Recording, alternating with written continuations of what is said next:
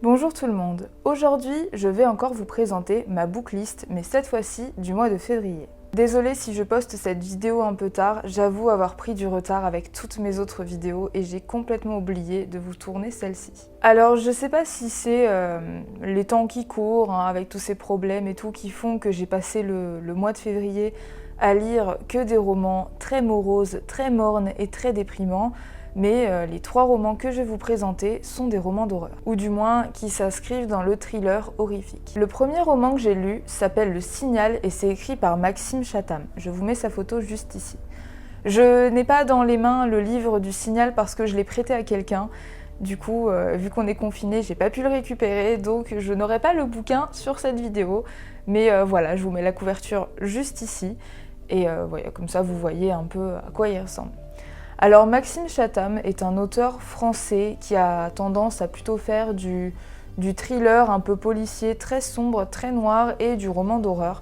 J'ai pas encore lu beaucoup de choses de lui, mais du coup Le Signal ça faisait partie des livres que j'avais très envie de lire. Et je me suis lancée. J'avais déjà lu Léviathan de cet auteur-là avant qui m'avait beaucoup plu, qui était un livre policier qui était très sombre, qui se déroulait à Paris durant le XVIIIe siècle, je crois, ou le XIXe, je sais plus. Mais voilà, en tout cas, j'avais bien aimé ce livre et j'avais voulu continuer à découvrir un peu l'univers de Maxime Chatham. Alors, Le Signal, c'est l'histoire de la famille Spencer qui vient emménager à Manningham Falls. Donc la famille un peu parfaite, papa, maman qui s'aiment depuis longtemps. Les enfants, il y a 2 garçons et une fille, dont un garçon en fait qui n'est pas leur fils, mais un garçon qui a perdu ses 2 parents dans un accident et qui du coup se retrouve chez sa tante. Donc voilà, mais mis à part ça, c'est une famille qui est quand même très soudée, très heureuse, et qui va emménager dans une sorte de vieille ferme qui a été rénovée dans Manningham Falls. Manningham Falls, je suis désolée, j'ai un accent horrible. Voilà, donc c'est un village qui apparemment est tranquille, il n'y a pas l'air d'avoir de problème.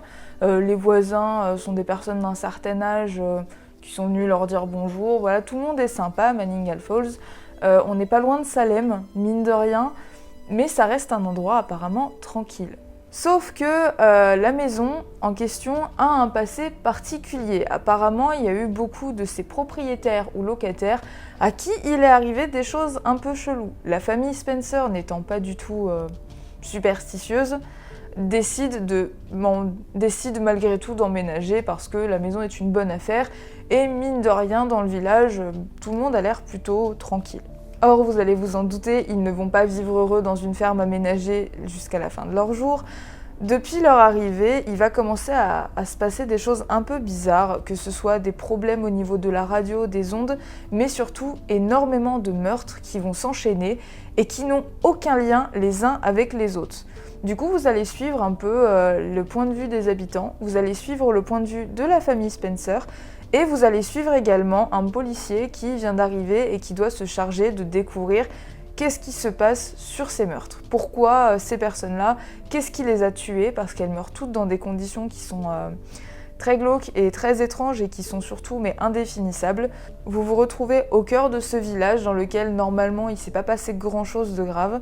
Et puis d'un coup, comme ça, apparitions qui ont l'air surnaturelles, personnes qui se donnent la mort sans raison particulière, des ondes qui apparaissent avec des cris, des hurlements qui passent à la radio venant de personnes, mais on ne sait pas vraiment d'où ça vient.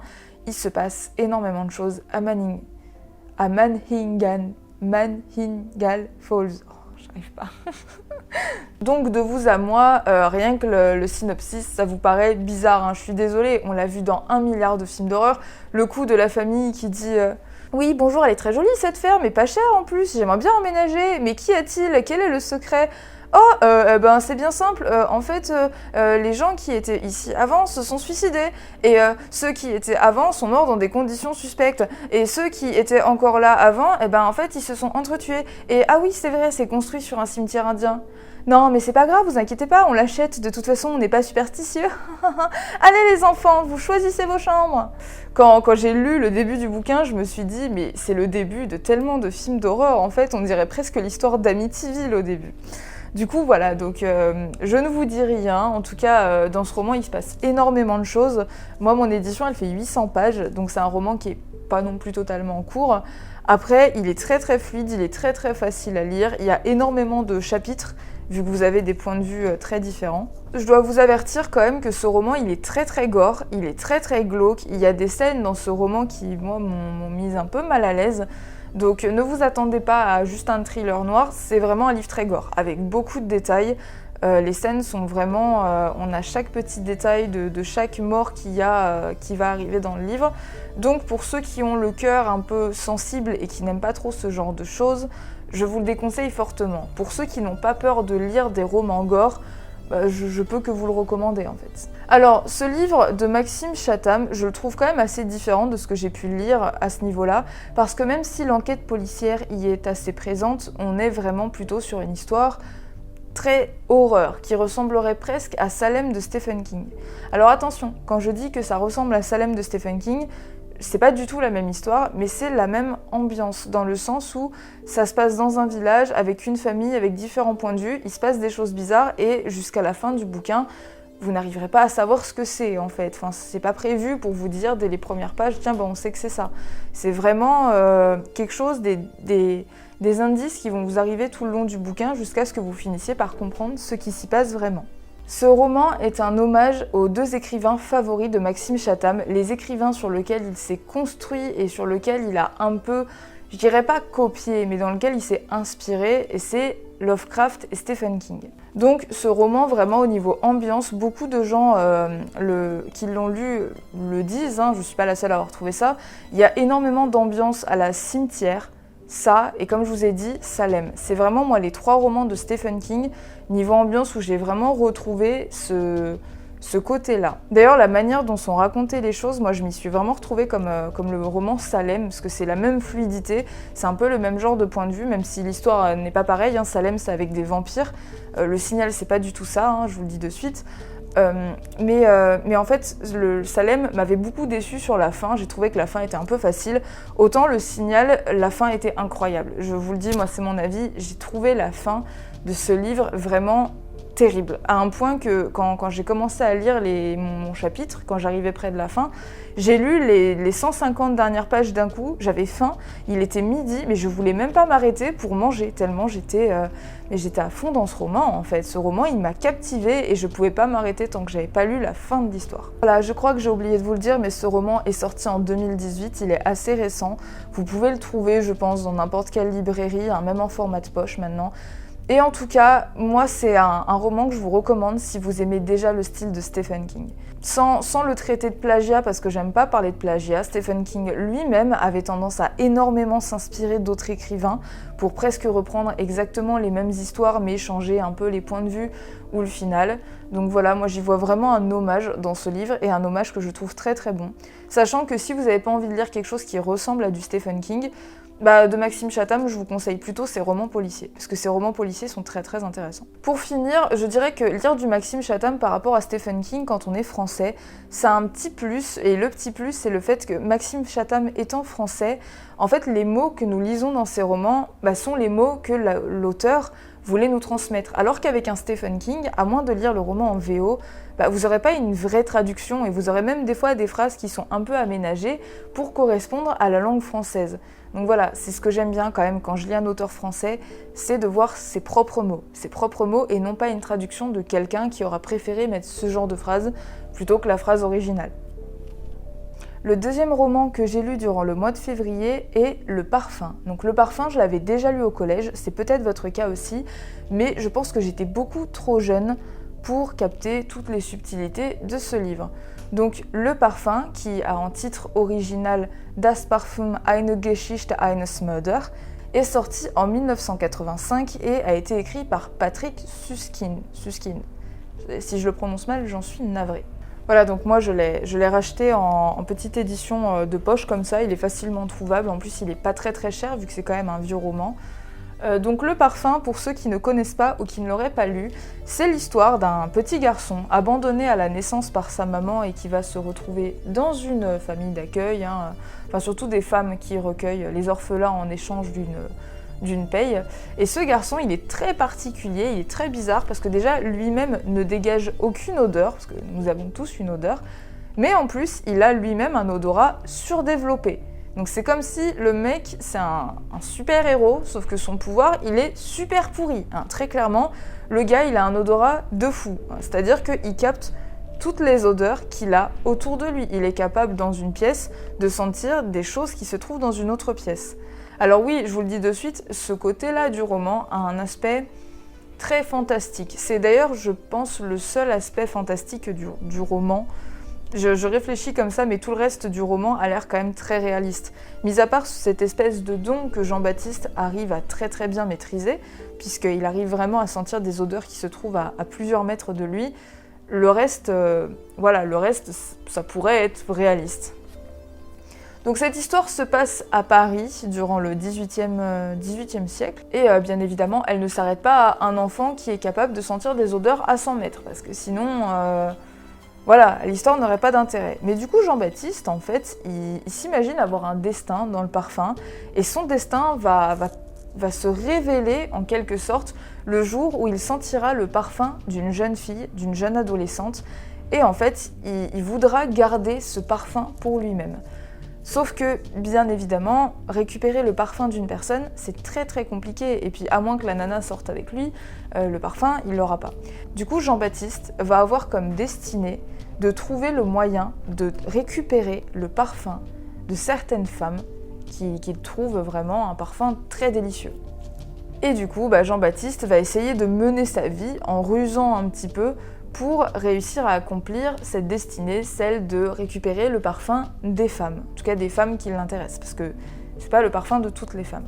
Donc ce qui est très très intéressant dans ce roman en fait, c'est que vous allez apprendre de manière assez simplifiée, mais quand même très intéressante, comment on récupère les odeurs des fleurs, comment on réussit à produire des odeurs, de récupérer des odeurs d'huile, de matériaux, parce que tout est expliqué. Jean-Baptiste, en fait, en voulant récupérer le parfum du corps d'une femme, va apprendre en parfumerie comment en fait on récupère les parfums des choses, sans dire bien sûr que lui, son but c'est de récupérer le parfum des femmes.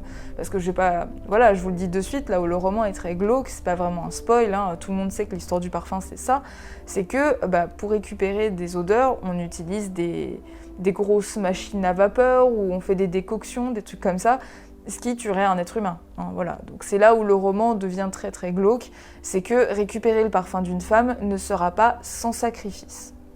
Personnellement, Le Parfum, c'est un livre que j'avais beaucoup aimé à l'époque, mais comme je vous ai dit, j'étais un peu trop jeune pour capter toutes les subtilités, toutes les choses importantes qu'il y a dans ce roman. Par exemple, un petit détail un peu bête qui m'a fait plaisir à lire, c'est que tout un arc de l'histoire se passe avec une sorte de monarque, je sais pas trop quoi, qui se retrouve à Perpignan et qui va finir par monter sur le Canigou. Et comme j'ai habité pendant 2 ans juste en face du Canigou, j'ai reconnu certaines références à Perpignan, c'était quand même assez drôle et tout. Et puis pareil, il y a un lexique de l'odorat dans le livre qui fait que moi, pendant que j'ai lu le livre, j'avais l'impression vraiment de sentir les odeurs tellement elles sont décrites dans ce roman.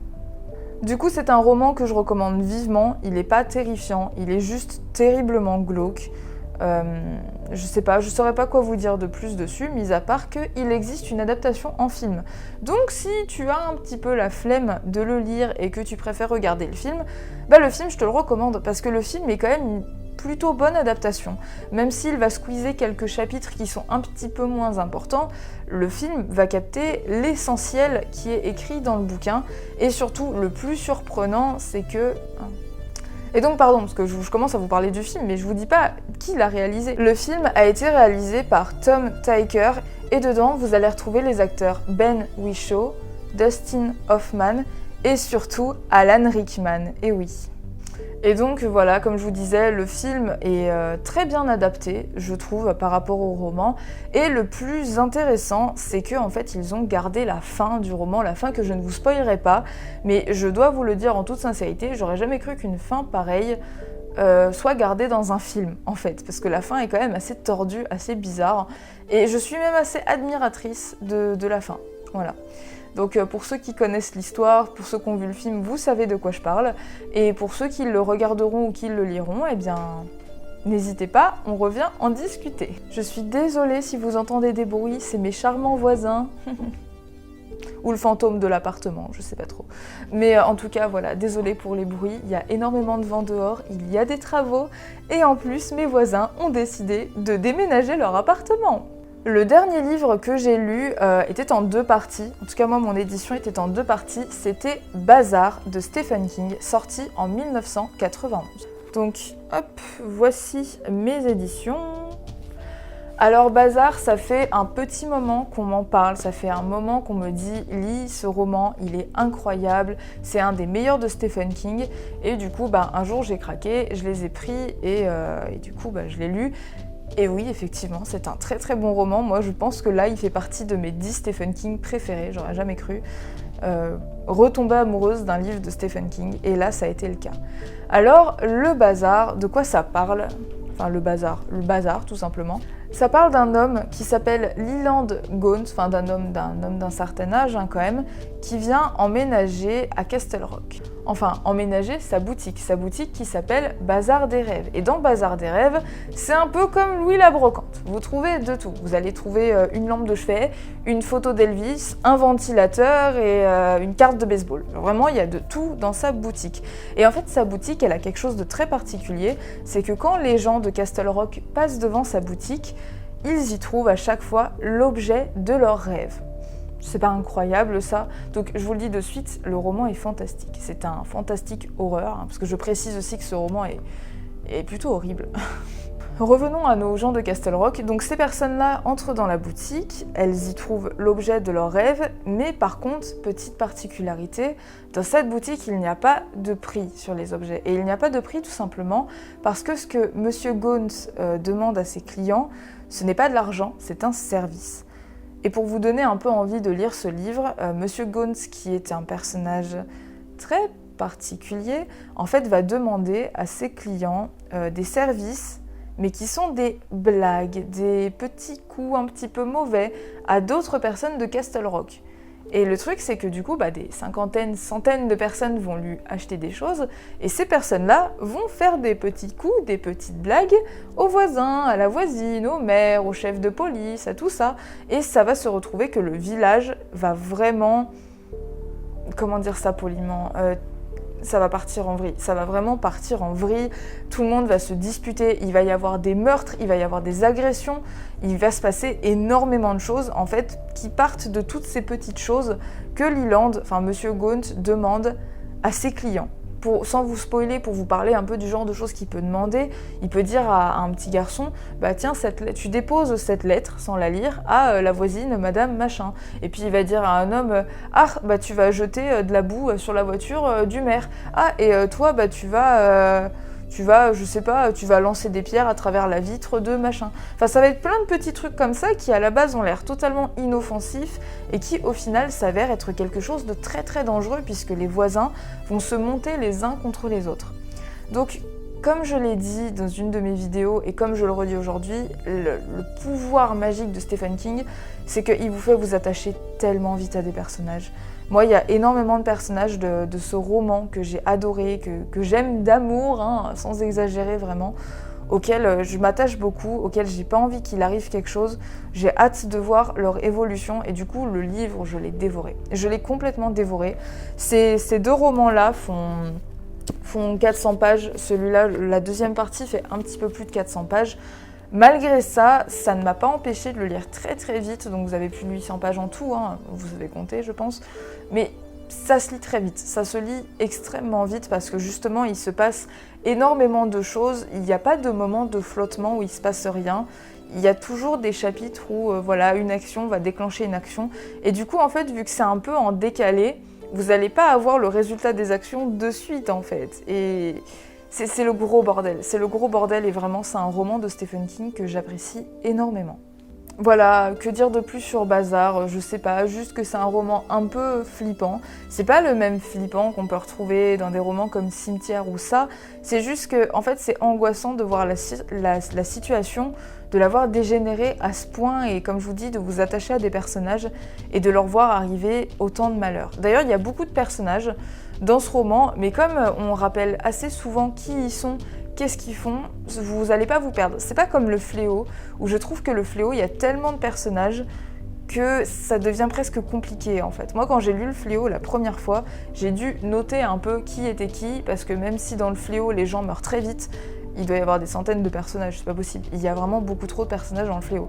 Et alors que là, vous allez vraiment avoir un peu un aspect de quasiment tous les personnages de la ville.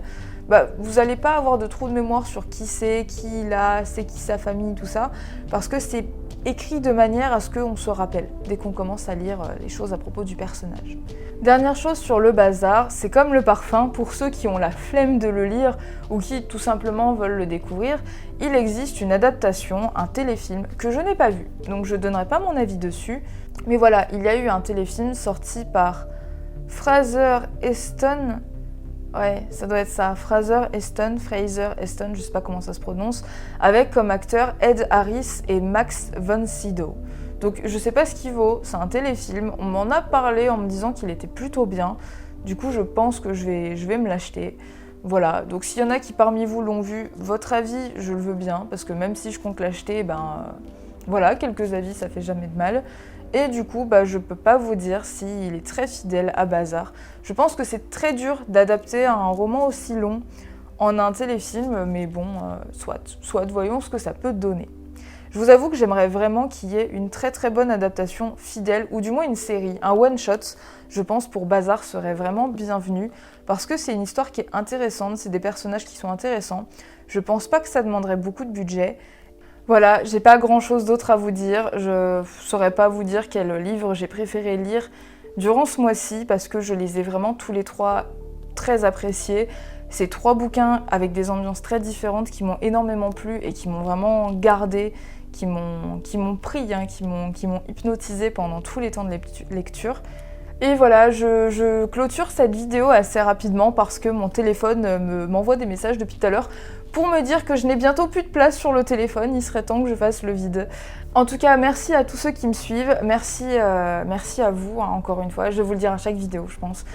C'est comme ça, n'hésitez pas à me donner votre avis dans les commentaires, vos recommandations, si vous avez lu les romans dont je vous ai parlé, voilà, j'aimerais avoir d'autres avis. Sachant que sur Instagram, j'avais déjà posté le fait que je lisais Le Signal et j'ai eu beaucoup de retours positifs. Voilà, donc n'hésitez pas à me donner votre avis dans les commentaires et voilà, on pourra discuter. Durant le mois de mars, je ne vais pas sortir de booklist parce qu'il y avait The Witcher en promo, je vous le dis, je suis honnête avec vous. Et durant le peu de temps libre que j'avais, j'ai joué à The Witcher, tout simplement. Je suis une femme faible, je vois Geralt de Rive, je joue, voilà, tout simplement.